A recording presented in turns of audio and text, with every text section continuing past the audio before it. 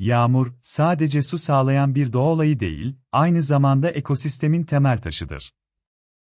Toprağın mineral ve besin maddelerini bitkilere taşıyarak büyümelerine yardımcı olur. Ayrıca, yağmur suyu nehirleri ve gölleri besler, su döngüsünün devamlılığını sağlar. Kuşların ve böceklerin su ihtiyacını karşılamak da yağmurun gizli görevlerinden biridir. Ve yağmurun sesi, doğanın en huzur verici melodilerinden biridir. Yağmurun bu gizli rolleri, doğadaki yaşam döngüsü